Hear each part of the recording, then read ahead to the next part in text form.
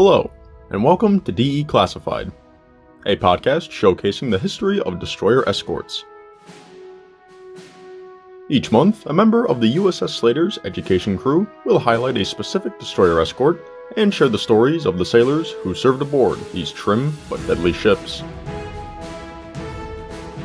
My name is Giordano Romano. I am an intern and tour guide aboard the USS Slater Historical Museum in Albany, New York. On today's podcast episode, we are going to DE classify USS Vance. The Vance was named in honor of Joseph Williams Vance Jr., who had served in the United States Navy during World War II. Born on December 4th, 1918, in Memphis, Tennessee, Vance would later attend college at both Southwestern University in Memphis from 1936 to 1938, and then the University of Florida at Gainesville. He would eventually enlist in the Naval Reserve on July 26, 1940, as an apprentice seaman. During the summer and early fall of 1940, Vance would serve at sea aboard the dreadnought battleship USS Arkansas, BB-33, a Wyoming-class battleship. After his stint aboard the Arkansas, Vance would be appointed midshipman on November 22, 1940, reporting on board Prairie State, IX-15. Just a quick mention, this particular ship was formerly named USS Illinois, BB-7, but was reclassified in 1941 so as to make room for the new USS Illinois, BB-65, an Iowa-class battleship.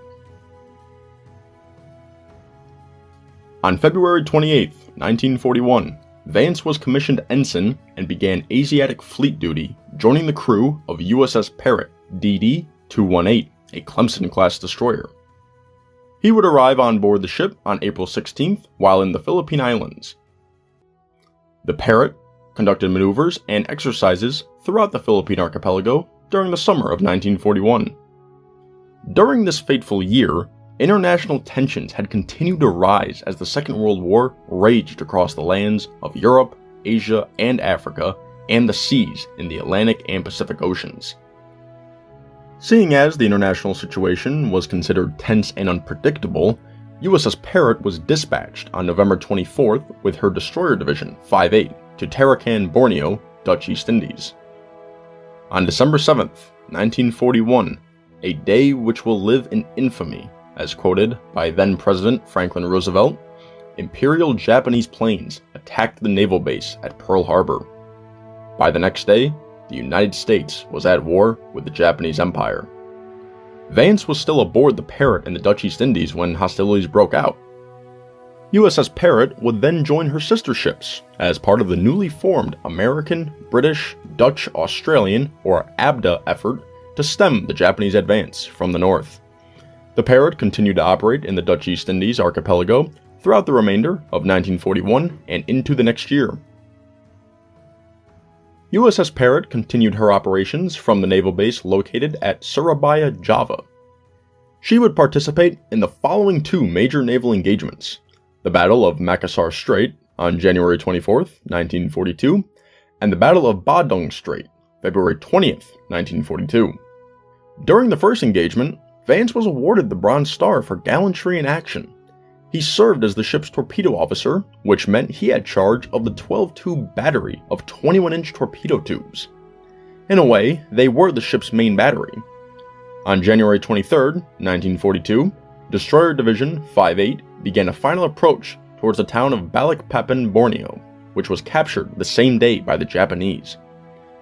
By this point in the conflict, the Dutch had enacted scorched earth policies in their colonies and conducted air raids against petroleum storage sites, causing immense blazes that were so bright they actually silhouetted the Japanese transports just offshore.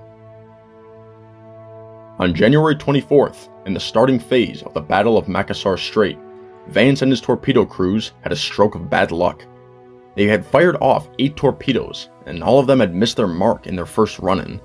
The divisions eventually turned to make a second run, and this time they met success. 3 fish ran straight from Parrot's tubes on the port battery, striking and sinking the 3,500-ton transport Sumanura Maru.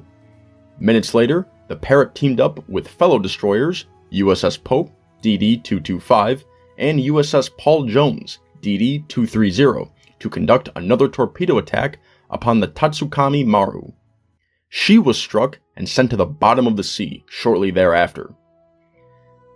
This action happened to take place at night, and because of this, there was an interesting moment that took place.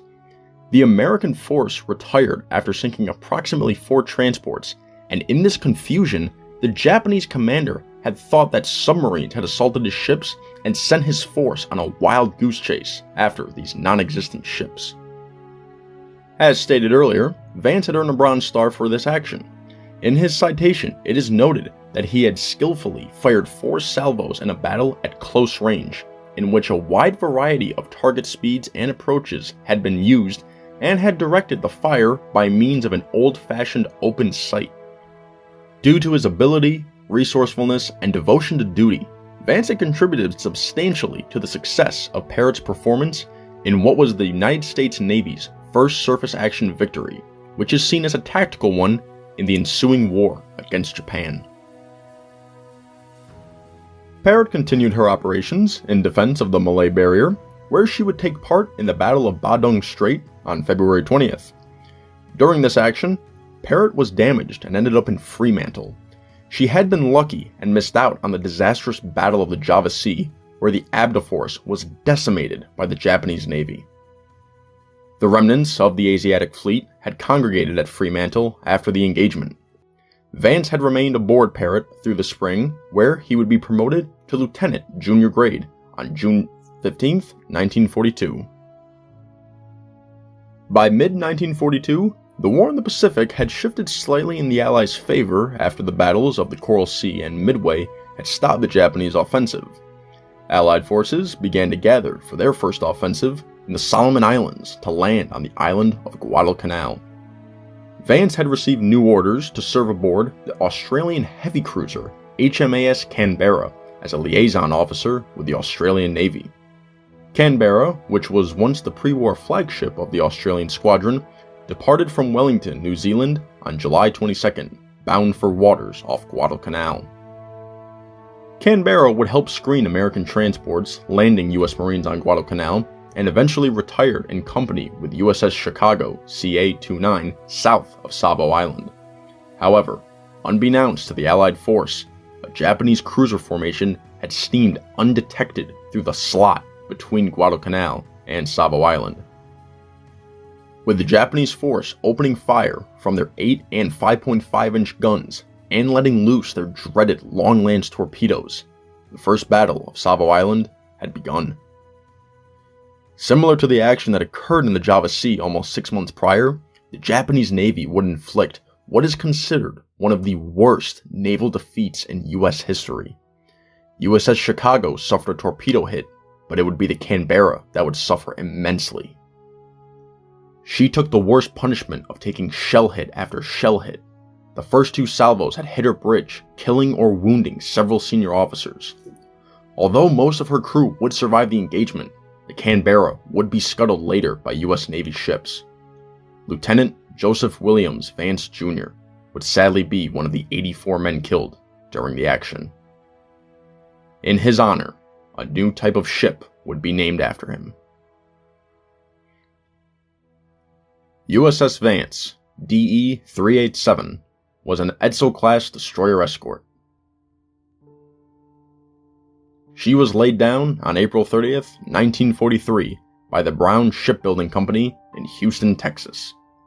She would then be launched July 16th of the same year, sponsored by Mrs. John W. Vance, mother of Lieutenant Junior Grade Vance. During the hot and sultry months of August and September, the nucleus crew of the Vance were busy studying and training in all manners of how to conduct DE operations at the Submarine Chase Training Center in Miami, Florida. This nucleus crew consisted of about 40 or so key officers and men, most of whom had previously served on Coast Guard cutters, chasing subs and convoying in the North Atlantic and Caribbean.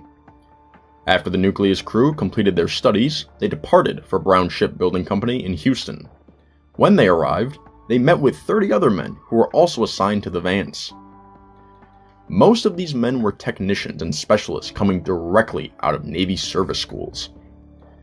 As for the executive officer, gunnery officer, and ASW officer who also left Miami, they made their way to the Naval Training Station at Naval Operating Base in Norfolk, Virginia. This is where the remainder of Vance's future crew were assembled for intensive training in DE operation that would last 1 month. Opposite to the men who were already in Houston, the majority of these 150 personnel had no previous sea duty, and yet they were willing and interested in learning for the difficult task ahead of them. During the following month of October, the crew was working and drilling hard every day in preparation. The gunnery officer and his gunner's gang spent much of their time studying and firing various weaponry on board the battleship USS New York, BB-34 in Chesapeake Bay. On October 28th, these men finally headed for Houston to join their shipmates. By the morning of November 1st, all hands moved aboard, and later that day, USS Vance was commissioned and placed under the command of Lieutenant Commander E.A. Anderson, United States Coast Guard, one of 30 destroyer escorts that would be manned by Coast Guardsmen during World War II. As an Etzel-class DE, the Vance had a displacement of 1,253 tons standard and 1,590 tons with a full load. She had a length of 306 feet, a beam of 36 feet 7 inches, and a draft of 8 feet 7 inches. Her propulsion consisted of 4 Fairbanks-Morse diesel engines, 4 diesel generators, and 2 screws, giving the ship a total of 6,000 horsepower. Her top speed was 21 knots or 24 miles per hour, and she held a complement of 8 officers and 201 enlisted personnel. USS Vance was armed with 3 single 3-inch 50 caliber guns, 1 twin 40mm Bofors anti-aircraft gun, and 8 single 20mm Oerlikon anti-aircraft guns. She also had 1 triple 21-inch torpedo tube mount, 1 Hedgehog projector, 8 depth charge projectors, and 2 depth charge tracks. After a tedious week of loading supplies, equipment, and spare parts on board, the Vance set off on her first Special Sea detail. She made her way down the Houston Ship Canal towards San Jacinto, Texas, where she would load up on ammunition. After a complete day was taken to load her up, she left San Jacinto to make her next port at Galveston. The Vance's crew would hold their first sea and gunnery trials with everything reportedly going smoothly. Many of the crew were beginning to ease into each of their respective and particular jobs on board during this time. It seemed that Vance was indeed becoming an outstanding DE. By mid-November, the Vance had completed her trials and some necessary repairs were made as she departed for Bermuda for her Shakedown cruise. During the last few days of November and most of December, the Vance went through a rigorous shakedown cruise off Hamilton, Bermuda. This shakedown cruise included day and night gunnery, surface and anti-aircraft firing, damage control drills, tactical maneuvers, ASW exercises, and everything else to prepare the ship and her crew for convoy escort duty. On December 19th, Commander E.J. Rowland, Commander Escort Division 4-5, reported on board, and his command pennant was hoisted on the ship. USS Vance would be designated as the flagship of a division of Coast Guard destroyer escorts. This escort division, or Court Div 4-5, included USS Lansing, DE 388, USS Durant, DE 389, USS Calcaterra, DE 390, USS Chambers, DE 391, and USS Merrill, DE 392. About 4 days before Christmas, the Vance departed for Charleston Navy Yard, South Carolina. This was no cakewalk though. USS Vance sailed right into a storm for the next 3 days. The crew would have to endure mountainous head seas and a wind gale in force, with many of her crew, including some of the old salts, becoming seasick for most of the voyage. It was reported in the ship's history that during this storm, the continual pounding of the seas actually folded back and bent the number 1 gun shield. At one point, the ship's diesel engines had to be shut down as there was actually a doctor on board, Dr. Todd, who was performing an appendicitis operation on one of the crew members. While this was happening, the pharmacist mate assisted by holding a bucket close by as he had become seasick too. The ship was tossed around like a matchstick, and some men in the engine room reported seeing their clinometer indicate a roll of 50 degrees and more. Men had to tie themselves into their bunks around their ankles, waist, and chest just to keep from falling out of their sacks. However, morale amongst the crew did not diminish during this trip. It was soon realized that they wouldn't reach Charleston by Christmas, so these men decided to make the best of what they had. To lift spirits, some of them grabbed a couple of brooms, some colorful paper, and wire from around the ship and made themselves a homemade Christmas tree. They even outfitted the makeshift tree with battery-operated red lights from their life belts to give it that extra holiday look. Christmas Eve was spent singing carols, making good wishes, and talking of past memories of celebrations at home. Their Christmas Day dinner was reduced to sandwiches, powdered milk, and coffee, eating with one free hand while the ship continued to rock and roll throughout the storm. On the afternoon of December 26th, Vance had reached Charleston Navy Yard with Liberty posted, and those who could made the calls to their loved ones. Despite being in dire circumstances, these men made the best of their holiday away from home with what little they had, and they made it memorable. From Charleston, the ship would make her way to Norfolk for her first assignment, convoying a group of oil tankers to Port Arthur, Texas. Once she returned to Norfolk, Vance would serve as a training ship for future destroyer escort crews while she awaited the arrival of the remainder of Division 4-5. On February 6th, Vance departed Norfolk on an assignment to convoy the aircraft carrier USS Core CVE-13 to New York City. Once this mission was completed, USS Vance and the rest of Division 4-5 were assigned to their first Atlantic-bound convoy. On February 10, 1944, the Vance would conduct local escort operations and then join the New York section of convoy UGS-33, which was bound for Gibraltar. The section would rendezvous off Norfolk with the rest of the convoy, led by its flagship USCGC Bib WPG-31. They would then make their way across the Atlantic, where unknown dangers and strange lands awaited them. In World War II, there were both fast and slow convoys guarded by destroyer escorts and various other warships. The UG stands for United States to Gibraltar, with an F added if it's a fast convoy, or an S added if it's a slow one. Vance during her service would be tasked with guarding the slow convoys. UGS-33, like many convoys during the war, sadly did not make it without loss. The Liberty ships, Virginia Dare and Daniel Chester French, both sank when they accidentally entered an Allied minefield on March 6, 1944. Although there were no losses to U-boats or aircraft, accidents still occurred and adds to the fact that no matter what, these merchant convoys still faced immense danger, even if the enemy was nowhere near. USS Vance did make her destination without incident to itself, and then departed from Casablanca, Morocco on March 7th with convoy GUS-33 for its return voyage. This was essentially the same convoy, but reversed, as it was now a slow, westbound journey from Gibraltar to the United States. Luckily, this time there were no ship losses, and when she returned, Vance was put into the New York Navy Yard on March 23rd for her next availability.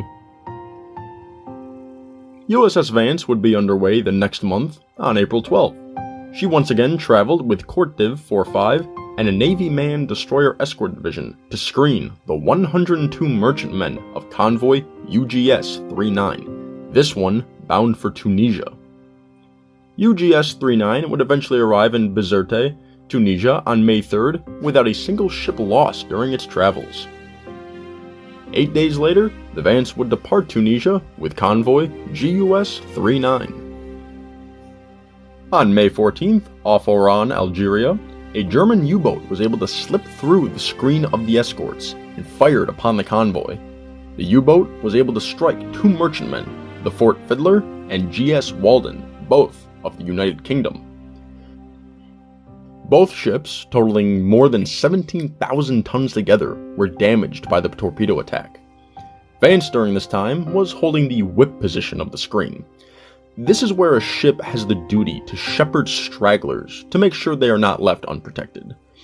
As she came up through the convoy, Vance's crew spotted the periscope and attempted to ram. However, the crew of the U-boat acted quickly and decided to, quote, pull the plug, which meant they would dive deeper to avoid being cut by the sharp bow of the destroyer escort. Vance remained on scene for approximately 10 hours, firing off depth charge patterns and hedgehog patterns until she would eventually be relieved by a squadron of destroyers. 3 days later, on May 17th, after an extensive hunt, this squadron, along with an RAF Wellington bomber, was credited with sinking U-616 in the Mediterranean. Vance's convoy would eventually return to the United States. Altogether, she would make a total of 8 round-trip voyages to various ports in the western Mediterranean.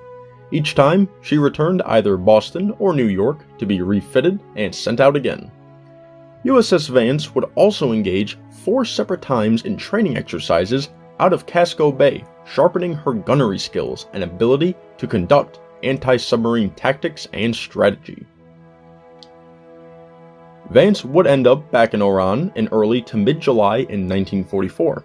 On July 14th, she helped fight off a German air attack on another Allied convoy off of Oran. During most of her voyages, Vance was usually holding the whip position in her convoys. It was a grueling and frustrating task at times, as some ships in the slow convoys would lag behind, causing Vance to slip back to shepherd them, but also leaving the rest of the convoy possibly exposed to torpedo attacks in the gap. Vance also held the responsibility of keeping the division doctor on board, and on occasion would bring aboard men from other ships to receive medical treatment.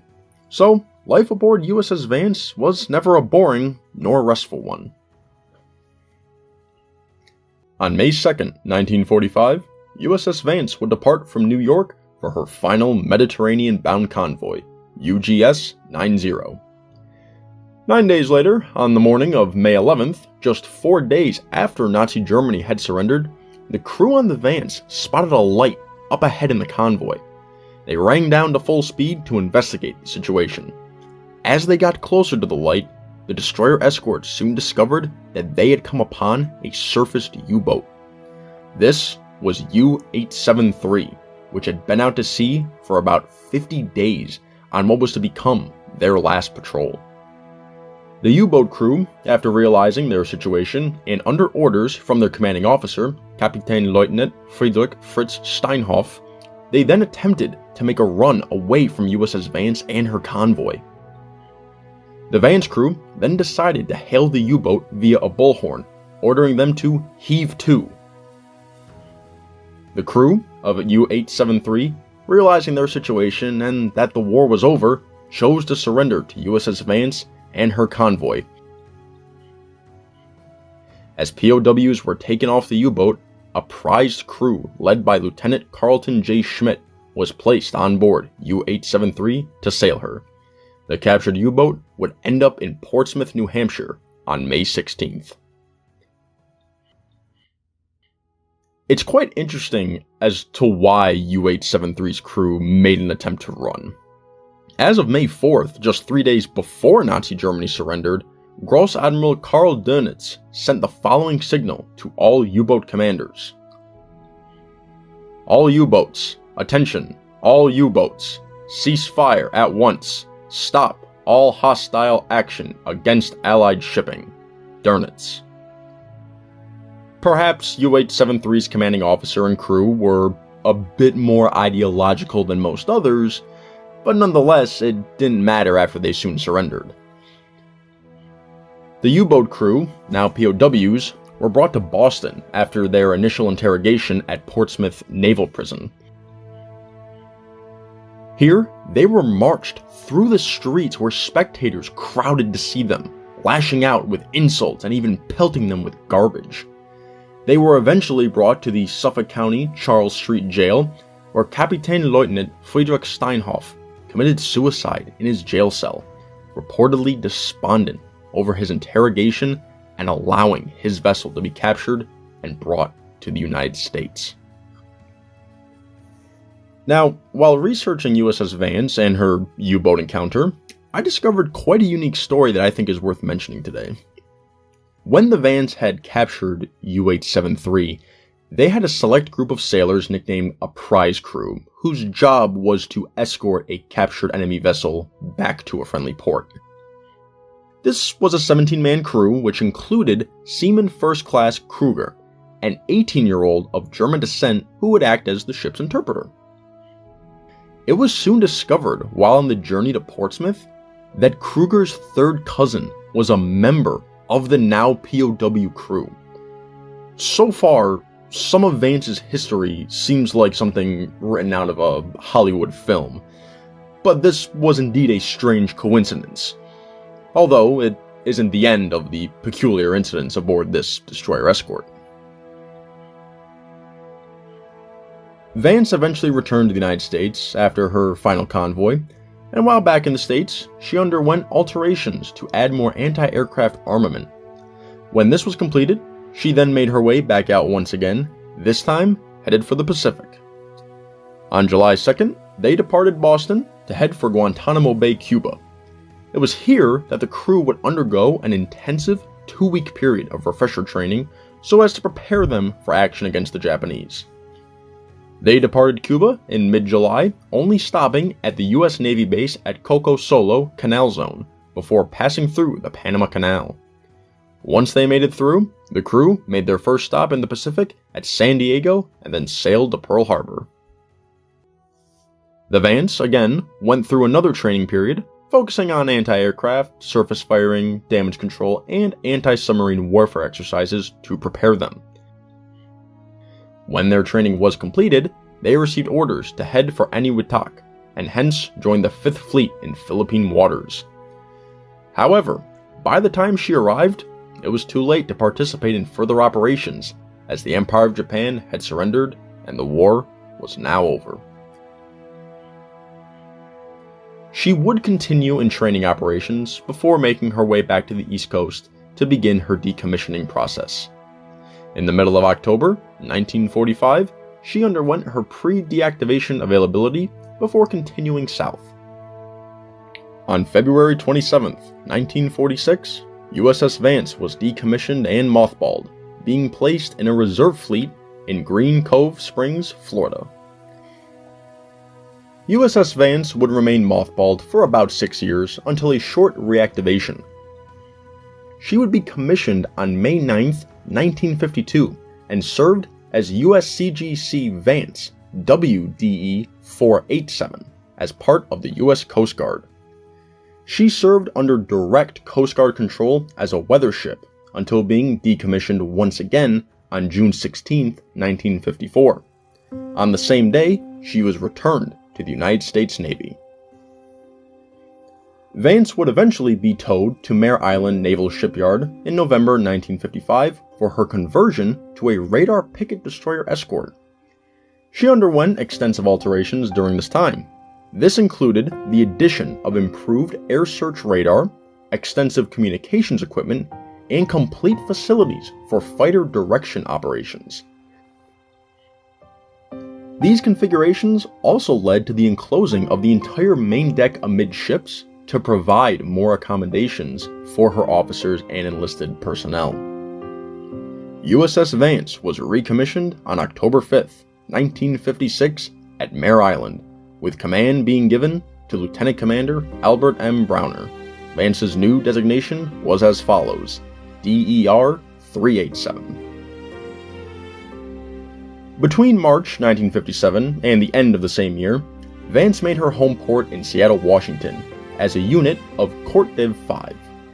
During this time, she made 8 patrols on various stations of the Radar Early Warning System in the Northern Pacific. Each one of these tours would last approximately 17 days, while the ship had to maintain round-the-clock vigil with air search radars. Her task was tracking and reporting every aircraft entering or approaching the airspace of the northwestern United States. These tours did not always go without incident, though. On Labor Day, 1957, Vance drew emergency duty, as an engineering casualty prevented the original assigned ship from going out. Vance took the reins and set out after 75 minutes. At the time, she was only manned by 60% of her complement, as many of her officers and enlisted were ashore on liberty or leave. These men could not be notified in time, nor could the remaining crew take the chance to wait before she weighed anchor. For 12 days, with just over half her total crew, USS Vance completed a successful mission.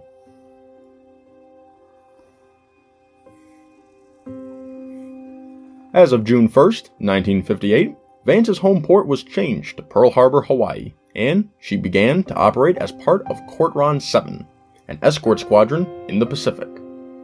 1 month later, the ship departed Hawaiian waters for a 29-day patrol on mid-ocean picket lines. This meant that she would have to provide radar coverage stemming from Alaska to the Midway Atoll. By performing this mission, USS Vance thus became the first ship on the Distant Early Warning or DEW line in the Pacific and the first to set sail under the newly organized Pacific Barrier Patrol. By mid-January 1959, she underwent routine overhaul and refresher training at Pearl Harbor before once again taking station out in the mid-Pacific stretch of ocean on her second DEW line deployment. Vance continued to conduct DEW line patrols until May 1960, when Court Ron 7 was dissolved. She then rejoined Court Div 5 and served with her old unit until 1961. While in service with her old unit, Vance would occasionally keep Russian trawlers under surveillance, whilst undoubtedly the Russian vessels were returning the same compliment. During an overhaul in Pearl Harbor in early 1961, Vance's communication capabilities were extensively augmented. While resuming DEW line patrols in late spring, the ship received new orders in August 1961. USS Vance would be designated an Ocean Station vessel with TF-43, Operation Deep Freeze 62. She made port in Dunedin, New Zealand on September 10, 1961, where the crew would spend 6 days ashore, mingling with the excited locals who were all too eager to meet US sailors. As the many sailors enjoyed their short span of freedom, it was once again time to embark on their mission. The deep freeze operations had begun during the 1950s. The destroyer escorts, including Vance, would be serving as a communication relay ship for aircraft bringing in vital supplies to the Antarctic stations. USS Vance departed New Zealand on September 16th for its first Antarctic patrol. Soon after leaving port, the ship entered choppy seas, with the crew and ship being tossed. Thomas F. Jarris, author of In the Trough, served aboard USS Vance during this operation and describes the following in detail. After 2 hours of being tossed around, I heaved up lunch and retreated to the fart sack until my next bridge watch. Most junior officers were also in their bunks. Conversation was avoided, humor non-existent, people grumpy. I wasn't alone, being seasick. One can only imagine how such a small ship would fare in facing 40-foot waves, with the crew trying to keep the bow from taking the wave head-on to minimize the jarring impact. Jarris, as a junior officer during his initial service, spent a good portion of time on the bridge. In these watch shifts, he would see firsthand how a DER takes a hit from a wave and would face the aftermath of the water hitting the O3 deck level. The waves would also cause a ship of this size to easily roll in either direction, rocking it side to side. It is believed that Vance may have rolled to about a 72 or 73 degree in the North Pacific according to differing accounts. Theoretically, the ship could sustain a 90-degree roll, but this was due to testing in port under controlled conditions.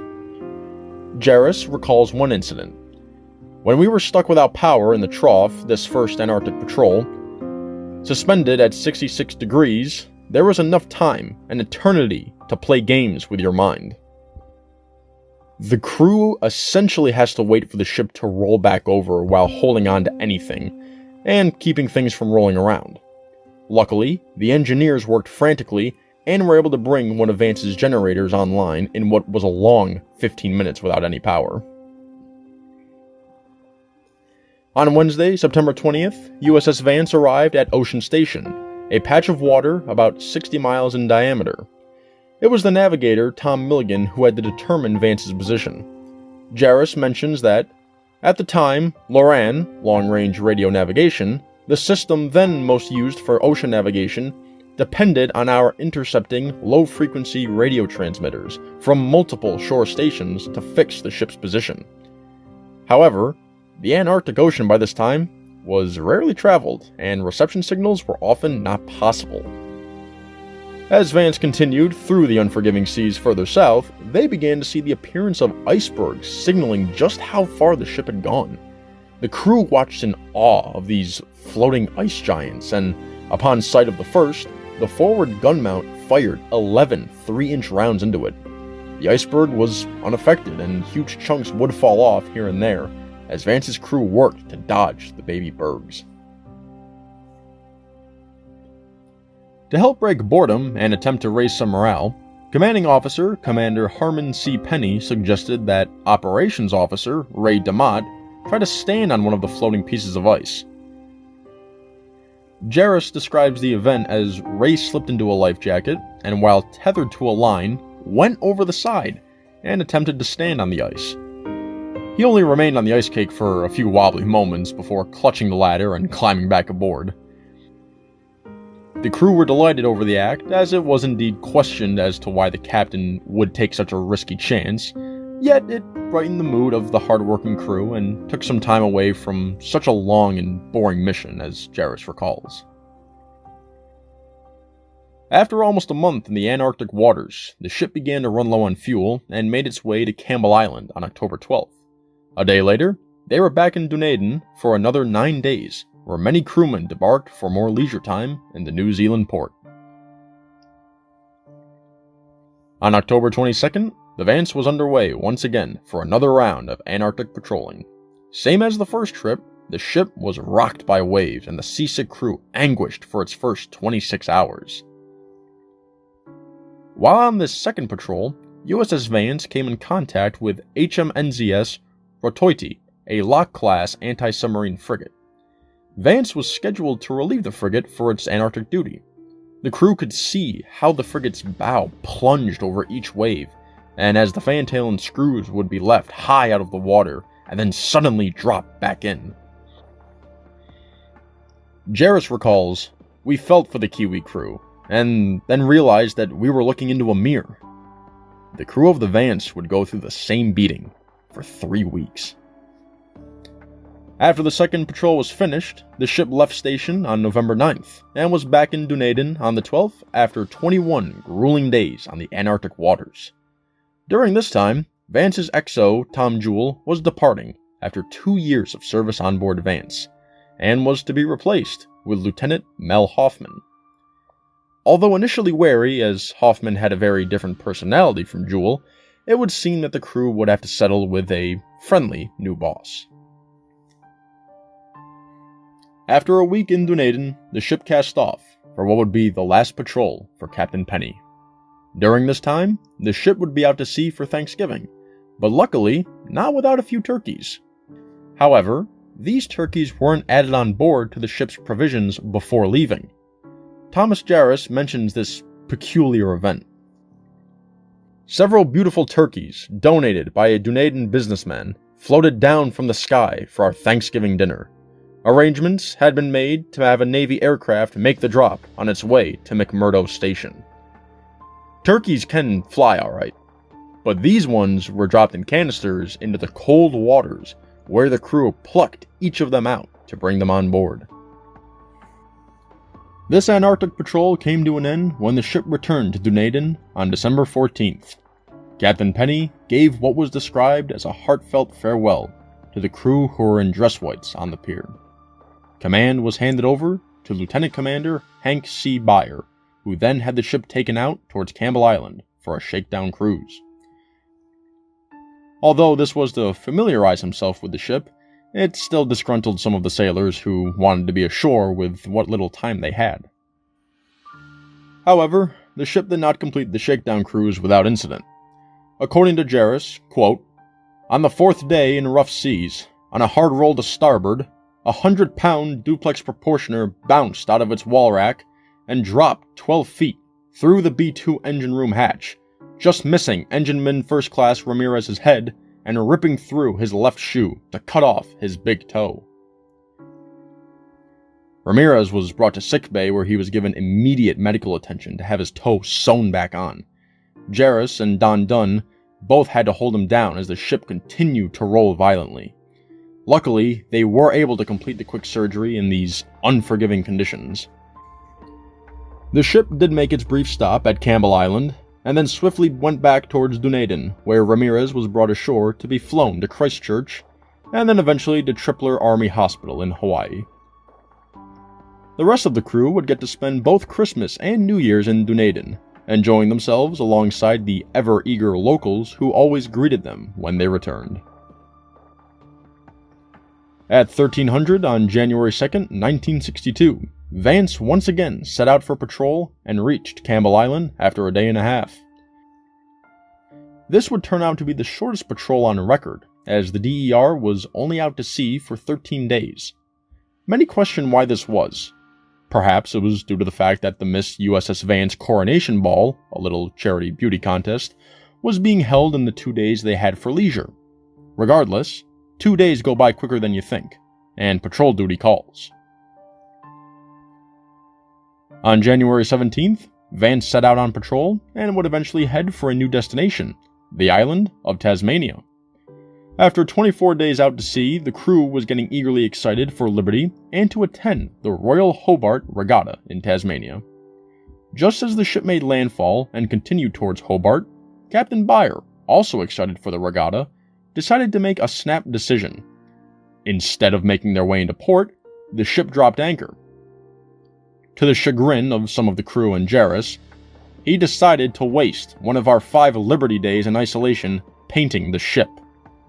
So, time had to be spent making the ship look just the way as Beyer had intended, and then they made their way to Hobart for the festivities. Officers and crewmen enjoyed amazing hospitality while in port.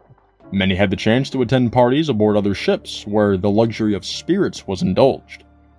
Thomas Jarris had even more luxury by getting to play the part of ambassador to the governor of Tasmania, Thomas Godfrey Polson Corbett, 2nd Baron Rowallan, albeit for 4 days. Here, Jarris and other junior officers were able to attend an eventful night at Government House amongst other dignitaries. After the 4 days of parties, meeting various naval officers, and drinking to their heart's delight, Vance's crew went back to work on February 14th. Same as the 5 patrols before, the weather and seas took their toll on the ship and her crew. Daily routine and the long spells of boredom on bridge watch were the regularities for the 17-day patrol. USS Vance made port at Dunedin at noon on March 3rd. Just 3 days later, it departed for Melbourne, Australia, and then was to return home. Unlike the previous times, this departure was quite different. Upon entry, the crew always enjoyed the greeting of hundreds of locals, and once they departed, many would wave goodbye, hoping to see them again. This time, it was as if no one even knew. Perhaps the excitement of the ship had finally run its course.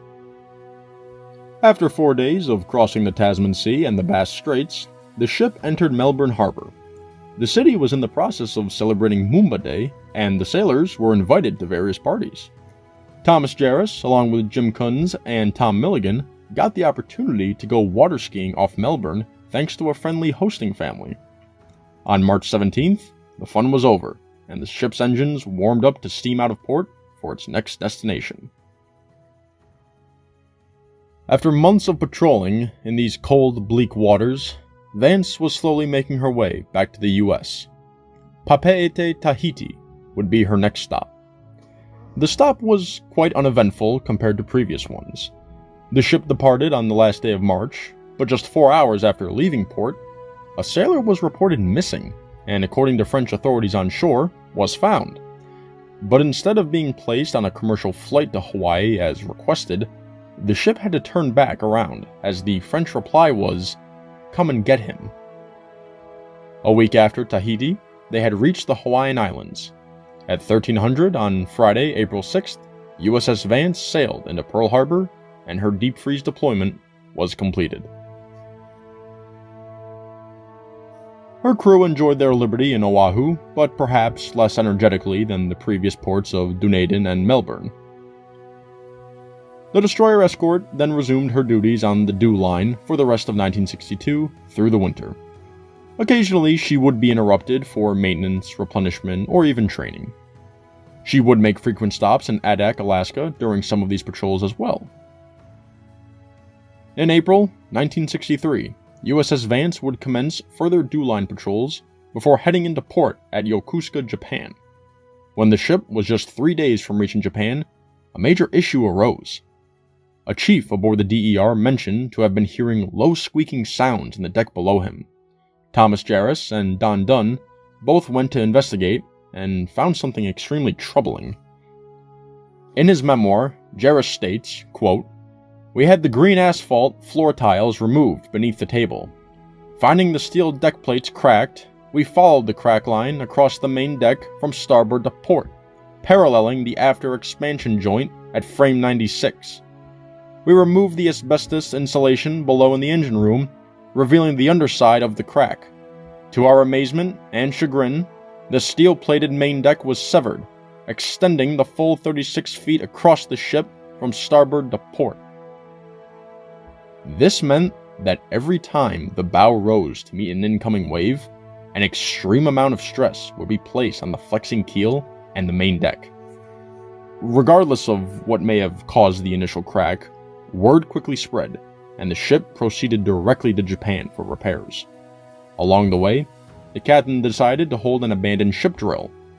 Unlike previous times where the crew sort of laughed it off and acted casually, this time it was met with a sober, quiet affair. Luckily, the DER reached Japan on June 7th without incident. Repairs would take 2 weeks in port, allowing some crew members to have liberty and explore the sailors' town.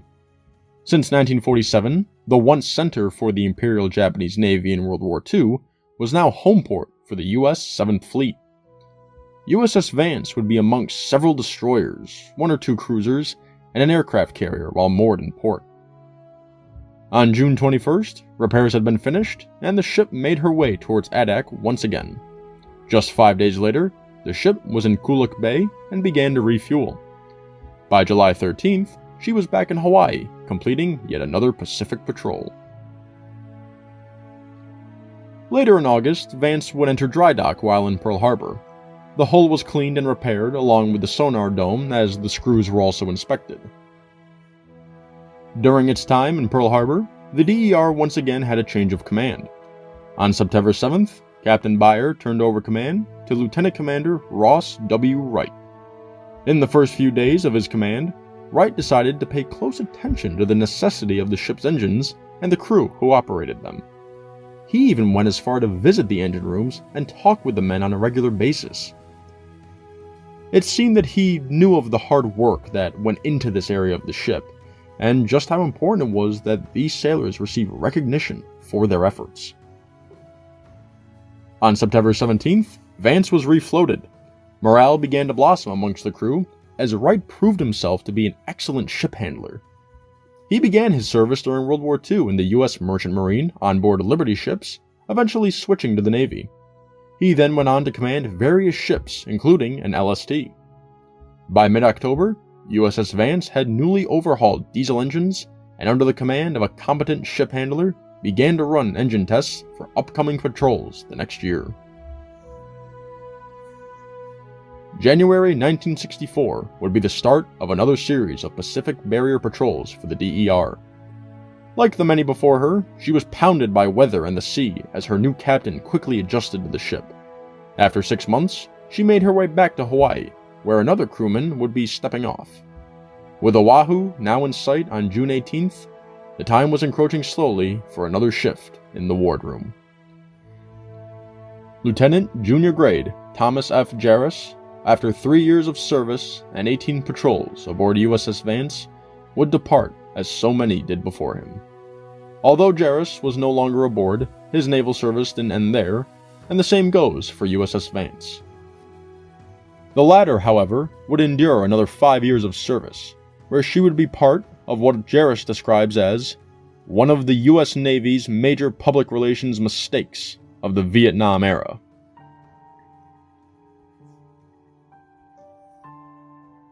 By the mid-1960s, improved radar and early warning capabilities had caught up to the Vance, causing her to slowly become obsolete. However, by this point in the Cold War, the U.S. government had ramped up its efforts to support the anti-communist South Vietnamese government. Luckily for Vance, she would receive a new lease on life. Because of her original design, this type of ship would prove invaluable for coastal patrol work. So in February 1965, USS Vance was ordered to the Western Pacific. On March 25, 1965, she sailed from Pearl Harbor in company with fellow destroyer escorts USS Brister, DER 327, and USS Forster, DER 334. All 3 ships were members of the Edsel class. All 3 would be part of Task Group 52.8, bound for the Philippines.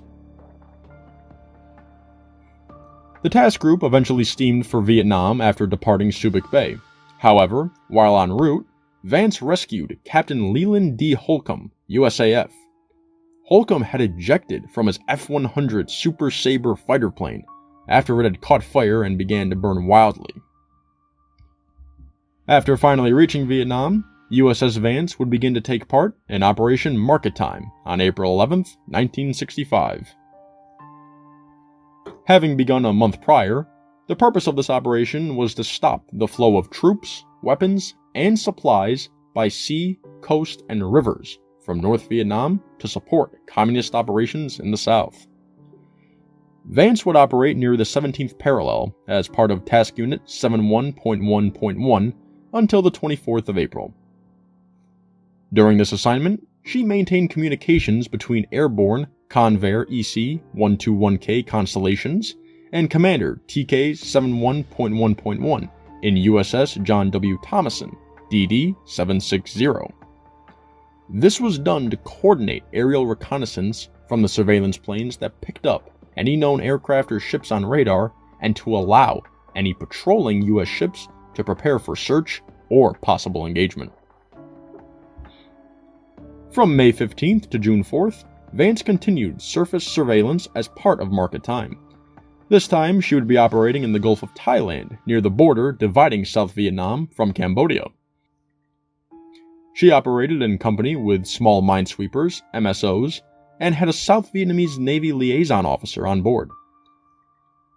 Having such an officer on board would help with the visit and search activities the ship was conducting in those waters. She continued to operate and conduct these activities until sailing for Hawaii in early September and arriving in Pearl Harbor on the 18th. USS Vance would remain in Hawaii operating around its waters, awaiting to return back to Vietnam. It was during this time that a shift of command occurred aboard the ship. This was not a shocking event by any means. It happened every so often aboard various ships during their many years of service. By this point in its history, Vance had been under the command of 16 different captains. However, none would seem to have such an impact on the ship and her crew than her new up-and-coming commanding officer. On December 22, 1965, Commander Ross W. Wright was relieved as captain of USS Vance, thus handing over command to Lieutenant Commander Marcus Aurelius Arnheiter. This is where the fun begins. Now, initially, it would seem that Arnheiter was nothing more than a standard Navy officer, albeit with maybe a few kinks in his personality. He had graduated from the U.S. Naval Academy with mid-class standing. He was promoted to lieutenant in 1956, despite initially receiving some less than outstanding fitness reports beforehand. He spent some time in the early 1960s working in the Pentagon on developing anti-submarine warfare plans. Arnheiter was known to have a reputation for brashness, a flair for verbal criticism, stubbornness, and a considerable ego. When he began his command aboard the Vance, he was 41 years of age, making him one of the oldest lieutenant commanders in the U.S. Navy. Even after he was given command, it was noted that the Chief of Naval Operations, David L. McDonald, acknowledged that, quote, "The board, having decided in your favor, albeit with reservations." So it seems that although his superiors approved of him, perhaps there were some limitations, or private thoughts that were not spoken at the time. Before the Vance had even begun to set sail again, Arnheiter went to work on his new ship. It is reported that Arnheiter, on taking command, immediately disliked the lubberly appearance of officers and crew. It would seem that USS Vance's crew was too relaxed in his vision, and ordered officers to dress in clean khaki, rather than their previous bare-chested shorts, sweat socks, and sneakers outfit they had become accustomed to. His claims continued as he asserted that there was rust under fresh coats of paint and cockroaches in the crew's mess, and ordered the issues to be dealt with. Within his first meeting with the other officers, Arnheiter had told the men that he wanted them to be audacious, hard-charging, and always show a can-do spirit. To the resentment of some of the men on board, Arnheiter even referred to Vance under her previous skipper as McHale's Navy. So far, this gung-ho attitude didn't seem to amuse too many on board. While still tied up at Pearl Harbor, Arnheiter made an extremely rash decision that would later lead to controversy. He had ordered gunnery officer Ensign Louis Belmont to purchase a 16-foot fiberglass speedboat with a 40-horsepower motor. This new addition was purchased through the means of $950 directly from the crew's Welfare and Recreation Fund. Arnheiter ordered shark's teeth to be painted on the prow, a .30 caliber machine gun mounted, and a big American flag to be flown from her stern. This craft would serve as a scout boat, as Arnheiter referred to it, while the officers and crew called it the Bag of Worms. According to the officers, Arnheiter's plan was to use it as bait to provoke firefights with the Viet Cong to spot their positions to engage them. Belmont, whom Arnheiter viewed as highly intelligent and articulate, was also dispatched to obtain a further 15 M1 rifles for Vance's defenses. However, there was an issue.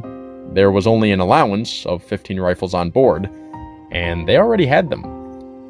There was no legal way to actually procure these additional rifles for Arnheiter's new fire team for repelling boarders.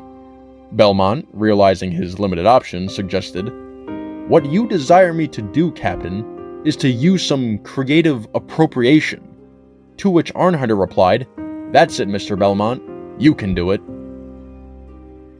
Belmont would indeed acquire the rifles, but proclaimed that he was the one who signed for them, and that it would be him who would have hung if there was any trouble over it.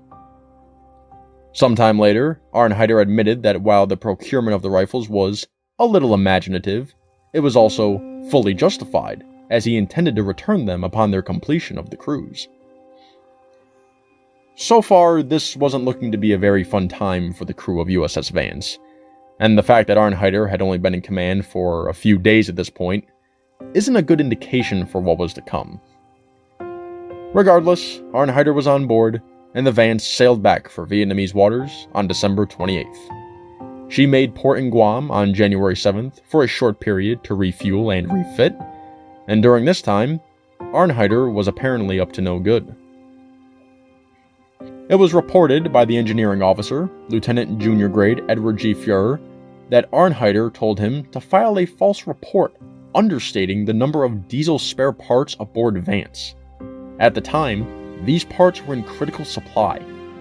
Belmont reportedly siphoned gas from a Navy vehicle for use in the speedboat, in which Arnheiter took the pleasure of sporting around in the harbor.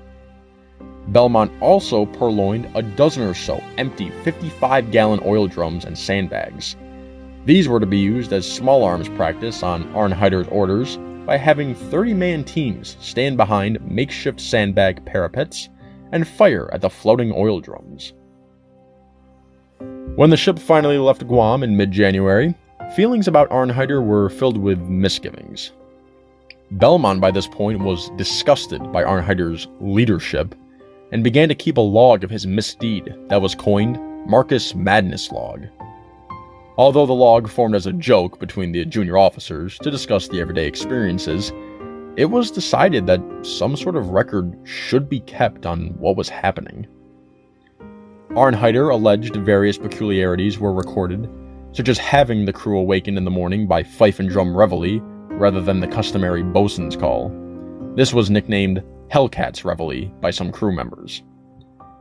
Arnheiter was so deeply disturbed by the crew's lax discipline that he established a boner box in the wardroom. This acted as a system to fine officers 25 cents for each infraction he deemed offensive.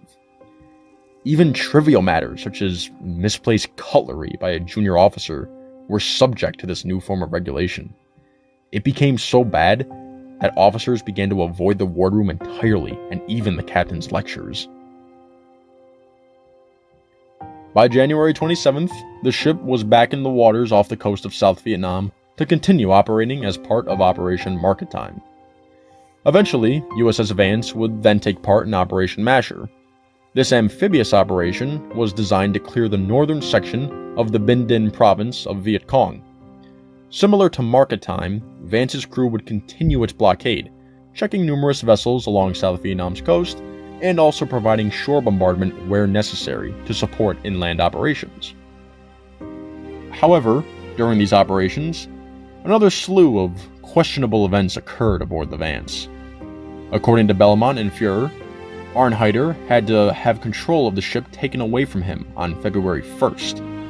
On this day, the crew of the Vance had been ordered to pour 3-inch shell fire into a small building near the shore. Arnheiter had claimed this as a stone fortification containing a VC machine gun emplacement. It turns out that this fortification was nothing more than a religious shrine, confirmed by a spotter plane after the bombardment. After the shooting had stopped, Belmont quickly noticed that Vance was heading for the beach nearby. Fuhrer remembers the ship was traveling around 8 to 10 knots. Belmont claimed that Arnheiter was haranguing the crew via the loudspeaker system, and Executive Officer Lieutenant Ray Hardy took over command and swiftly ordered the ship brought out of danger. These men attested to seeing muddy water boiling under Vance's propellers. Fuhrer thinks Arnheiter knew very little about the temperamental diesel engines, so much that he was hazarding the lives of 150 men. This was further noted when, back on January 27th, Arnheiter had taken the ship on an extended inspection of a suspected enemy-held shoreline, while within small arms range. During this inspection, she only had one engine and one shaft operational, only able to reach a speed of 7 knots. Fuhrer said that Arnheiter seldom gave him sufficient time to maintain the engines to meet certain standards. As Vance continued conducting operations, searching sampans and junks, Arnheiter was remembered as sitting up in his captain's chair with loaded M1 rifles on either wing of the bridge. Occasionally, he would shoot over the side, taking pot shots at sea snakes, sharks, and even the various boats the crew were supposed to stop and search. During one incident, Arnheiter claimed to have shot a poisonous sea snake that was near Belmont as he was boarding a junk. Belmont recalls 4 or 5 rounds passing by and splashing the water nearby him. This startled him, which in turn caused him to draw his .45 caliber pistol and pointed at an old Vietnamese man. Belmont stated, quote, "I came within a millimeter of killing that old man and everyone else on that junk. Then, to show you what that command was like, I thought, it's that silly bastard up on the bridge." On another occasion, Belmont was in a position where innocent civilians may have been killed.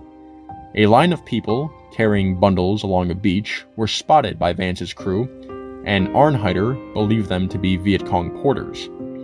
Belmont and Lieutenant Junior Grade Edward Hopkins Mason were both ordered to investigate alongside an armed party in the motor whaleboat.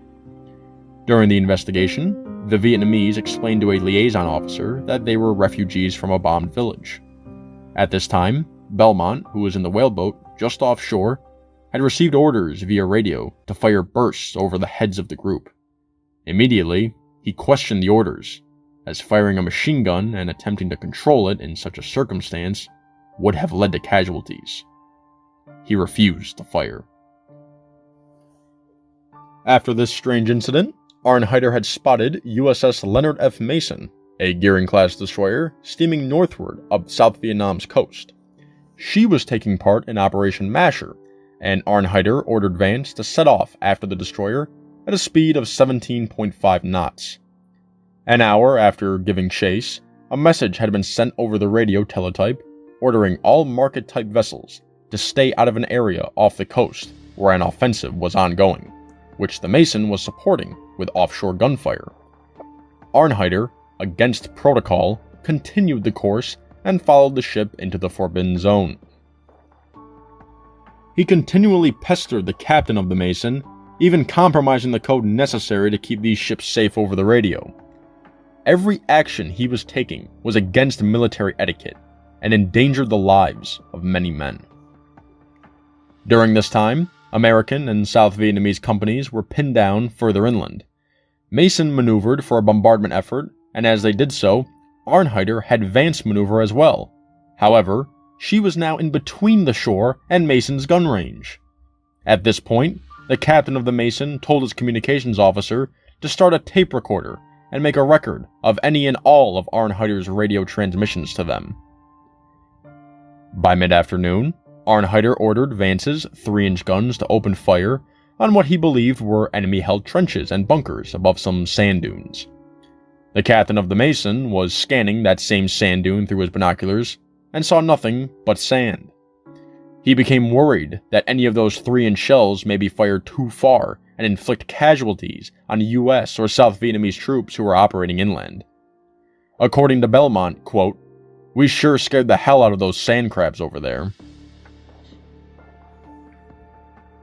On January 30th, the Vance sailed south and discovered the USS Bash, bombarding huts several miles inland, supposedly consisting of a guerrilla training camp. Arnheiter hailed the Bash and attempted to harangue a target from their spotter, but similar to the experience with the Mason, Arnheiter would have to locate it himself. So, while standing atop the O3 deck, Arnheiter believes he spotted movement against a clump of trees and brush. He picked up an M1 rifle and fired several shots in the direction of the enemy, and some of these rounds ricocheted off of rocks, causing sparks. Arnheiter now believed this to be counterfire, despite no one else seeing any movement or fire. He ordered the heavy machine guns and 3-inch guns to fire into the area. During this action, the ship's chief medical corpsman, Chief Petty Officer Hector Cornejo, had left the wardroom to see what was happening. He saw that Chief Radioman Everett R. Grissom was leaning on the rail on the main deck, watching through his binoculars. Cornejo asked, "Hey, Chief Grissom, what are we shooting at?" Grissom then handed over his binoculars to Cornejo and responded, "2 chickens." Apparently during this engagement, Hardy had spotted Arnheiter ducking behind the gun control shield. Williams and some of the enlisted men had also noticed Arnheiter's uncaptainly behavior, and soon everyone else on board had heard the story. Arnheiter had reportedly told Hardy that he had planned to boost the crew's morale by making it seem as if they were engaging the enemy. It seems as if his gung-ho attitude had scared himself finally, but this is nowhere near the end of his story aboard the Vance. There are two separate incidents with the whaleboat and the aforementioned 16-foot speedboat that have to be discussed. Firstly, there was one occurrence where Arnheiter had ordered the whaleboat to be towed behind the Vance while they were patrolling the coast. Arnheiter ordered a crew to be in it, so when they came upon junks, they could easily search them and at a quicker pace. Ensign McWhirter was ordered with several sailors to remain in it, despite the danger of possibly being towed into Vance's propellers or swept under by the large swells created by Vance's speed. Belmont stood on the fantail with an axe in hand, ready to cut the line to save these men by severing the tow rope to prevent them from floundering. He grew worried that he may not have enough time to cut the rope if the whaleboat nosed into a wave as the rope went taut. Vance went from 8 to 10 knots on Arnheiter's orders, and as the whaleboat took a worse buffeting, Hardy pleaded with Arnheiter to bring the crew back on board. Luckily, Arnheiter's sanity cooled, and the whaleboat crew climbed aboard, with an angry McWhirter and the sailors shouting some interesting words at Hardy, who did nothing but shake his head and turn away. A second escapade occurred after the crew had returned from some leave in Bangkok. On March 18th, Arnheiter was summoned to Antoy Naval Base for a special secret briefing. Intelligence reports believe that a small Chinese submarine was operating out of Cambodia to supply communist guerrillas along the southern Vietnam coast. So the Vance, along with a task force of 3 Coast Guard cutters and 3 swift patrol craft, were ordered to search for the sub in a secret 5-day operation. Arnheiter, being such an inspirational leader to Vance's crew, gave a fiery eve of battle speech. Quote, "I call upon each and every one of you for a supreme effort. The men on the beach are depending on us to discover that submarine before she can deliver her deadly cargo of weapons. The lives of our infantrymen are at stake. We must not fail them." End quote. Thus the Vance and her task force began their mission. What Arnheiter once again forgot to point out was that the priority of the mission was to detect the submarine. No orders were given to engage or even sink it. Although Vance's officers and crew had grown accustomed to these imaginary interpretations. Belmont had been ordered with a couple of sailors to climb into the speedboat below the fantail, and similar to the whaleboat incident a month prior, be towed behind the Vance. As the Vance continued its search efforts, it reached a speed of 15 knots, and Arnheiter ordered the ship to turn so sharply that the speedboat would skip up one side of Vance's wake and down the other like a water ski. Belmont radioed the ship to request that the speed be decreased, to which Arnheiter replied, "Don't worry about it, Mr. Belmont." As they approached a nearby junk, the captain let them go, and Vance disappeared into darkness, now out of sight and radio contact. The sounds of an engine began to increase nearby the speedboat, and Belmont recognized the silhouette as a World War II-era twin-engine Douglas, specifically an AC-47. This was a heavily armed gunship, outfitted with rapid-fire miniguns. Belmont became fearful that they may be mistaken as an enemy boat and fired upon. Thinking quickly, he grabbed the American flag that Arnheiter had ordered onto the speedboat and began to wave it frantically.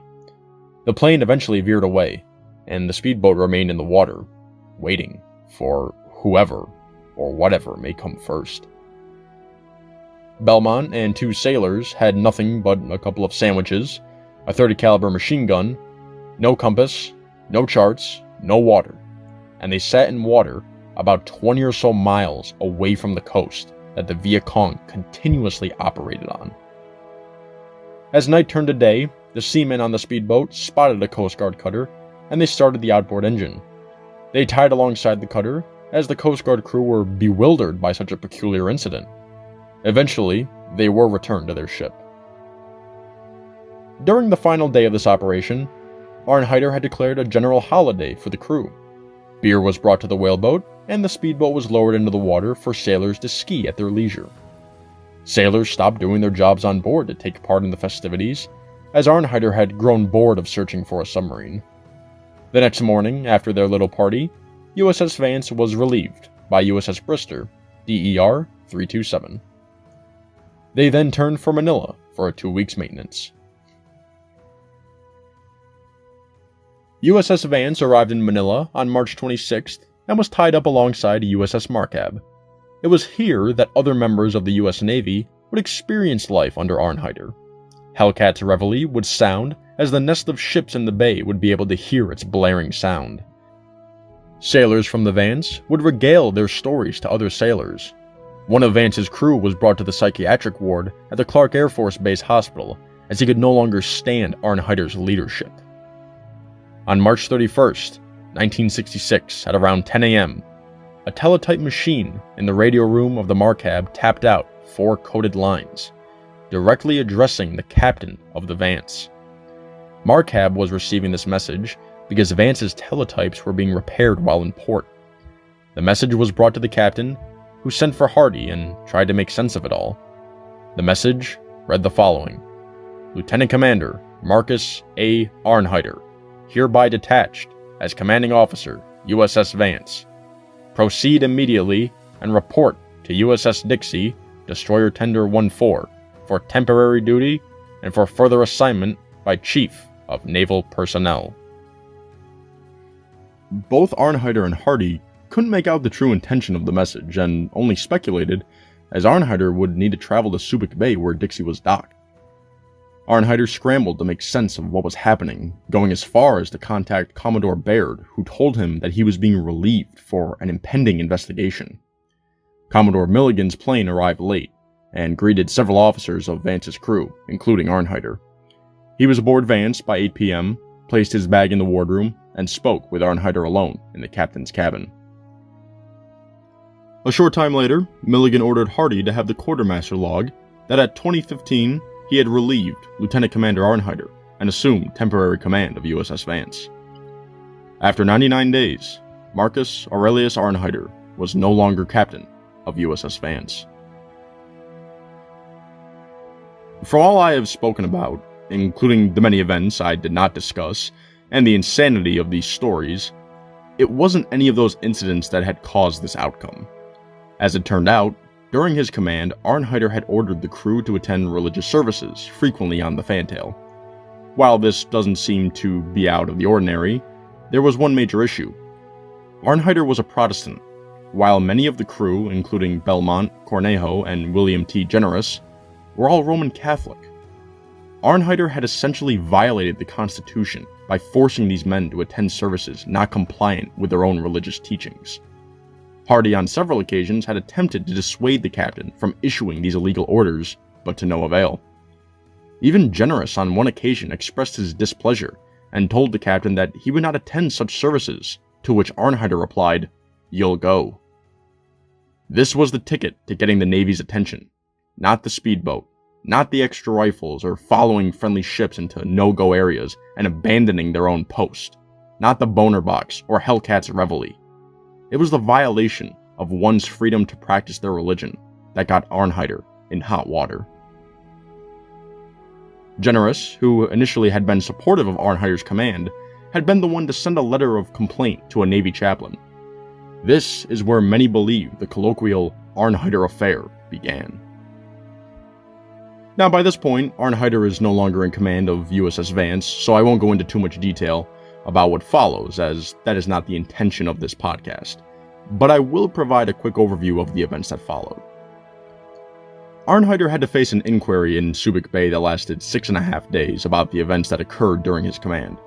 He had many supporters, including several Vance crew members, who believed he was looking out for the crew and acting in the best way he could. Eventually, Arnheiter filed a formal court-martial against Hardy and Generous for mutiny and conspiracy to commit mutiny. However, the Navy refused to comply, so he went as far as to charge the admirals who presided over his inquiry, for which he was not even reprimanded. By this point, Arnheiter had reached out to supporters in Congress, such as Congressman Joseph Y. Resnick of New York.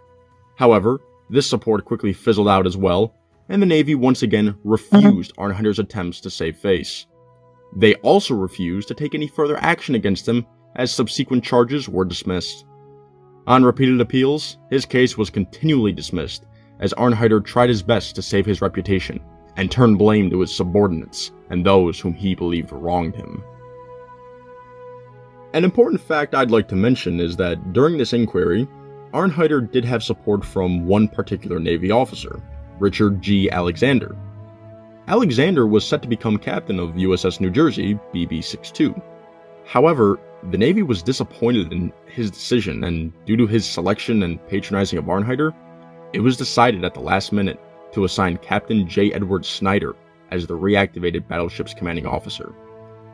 It seems that no matter where Arnheiter went, what he did or said, it always had some sort of effect on those around him. Arnheiter went down swinging though, trying to convince fellow servicemen, reporters, and anyone who would listen that the charges against him were nothing but conspiracy. But nothing ever came of any of it, and he retired from the US Navy on February 1st, 1971. Generous was discharged in 1967 and dabbled in anti-war activities whilst attending Stanford University. Belmont pondered the idea of staying in the Navy, but he too would leave after just one more year of service. According to a Navy spokesman, quote, "No matter what happens, Arnheiter will never, never, never command another of our ships." End quote.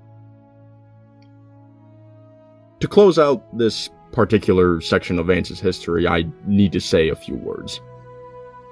I have been studying military history for close to 5 years now, and I have gone through various accounts of different battlefield commanders and the etiquette of their leadership. I am not here to give a negative viewpoint of those mentioned above, as I was not present for such events, so my interpretation is somewhat obscured. But from the information I have researched about Arnheiter, his demeanor, and his overall command structure, I feel that the evidence provided has shown clear misgivings. Yes, mistakes were made, and there are examples of incompetence that were rightly addressed. Arnheiter, in my opinion, showed that he was not prepared to lead anyone, and perhaps would have performed better in a non-combat role. Now, after all that, we can return to the rest of Vance's history. She was once again underway on April 11th to patrol off Cap de Cao Mau along the southernmost tip of South Vietnam's coast. Vance continued her pattern of searching junks and surveying traffic patterns in the South China Sea. Sometime later, while operating off Binh Dinh province, Vance was investigating a trawler and came under fire from Viet Cong. The ship suffered hits from small arms fire, which penetrated and left holes in certain areas, but her crew reacted by firing from their 3-inch guns. This fire quickly ended the threat by killing or driving away any of the pestering but unseen snipers. Despite all the fighting that Vance had been through in Vietnam, there was room for humanitarian work. During its service, the ship's crew and a swift boat had taken to rescuing 56 South Vietnamese men, women, and children from a swamped boat near Quy Nhon. The crew took on the task of cleaning up some of the babies and children and providing comfort to the more elderly refugees. They handed out blankets, towels, and food to help those in need. In late July, Vance was relieved by USS Haverfield, DER 393, and made her way to Hawaii. Although during this journey, she only got as far as the San Bernardino Strait in the Philippines before being ordered to return to Vietnam for more duty in Operation Market Time. She would once again be relieved from duty, this time by USS Surfbird, ADG 383, on August 6th. Vance set sail for the Philippines, and luckily, without interruption, made it to Pearl Harbor. On January 15, 1967, she would return to the Far East for another 7th Fleet deployment, where she relieved USS Coiner, DER 331, at the mouth of the Saigon River. Once again, her duties were the same as before: monitor waterway traffic, hunt for contraband-carrying craft, and intercept any attempts at infiltration from the north to support Viet Cong efforts. Although this work was quite tedious and sometimes frustrating, it was vital to helping South Vietnam and protecting the soldiers patrolling further inland. The ship conducted 2 more patrols as part of market time during her 3rd Westpac deployment. Occasionally, she would report to Kaohsiung, Taiwan for tender availability, Hong Kong for rest and relaxation, or Subic Bay for general upkeep. At the end of her last market time assignment, she patrolled the Taiwan Strait before returning to Pearl Harbor for routine overhaul. In late 1967, she began her final Westpac deployment, performing the exact same duties she had done so many times previously. After this final deployment, she returned to the west coast of the United States in late 1968 for inactivation. The Vance was placed in reserve at the inactive ship facility in Vallejo, California. USS Vance, DER 387, was decommissioned on October 10, 1969. She was struck from the Navy list on June 1, 1975, and prepared for her final fate. She was sunk as a target off the coast of California in 1985. The Vance has one of the most unique stories of any destroyer escort I have recently researched. It was one of the longest serving DEs from World War II to Vietnam, protecting convoys in the Atlantic from U-boats, blockading South Vietnam from the Viet Cong. She may no longer be afloat, but her stories, no matter how wild and ludicrous, still survive.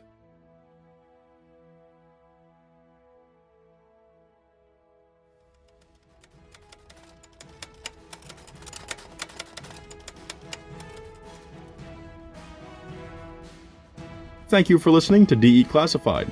This podcast is brought to you by the Destroyer Escort Historical Museum aboard USS Slater. You can find a transcript of this episode, accompanying photos, and a bibliography at ussslater.org/DE Classified. I want to say a special thank you to Mr. Thomas Jarris for coming down to the museum and allowing me to interview him and discuss his service aboard USS Vance. I am Giordano Romano, and I hope you join us next month when we DE classify USS George A. Johnson.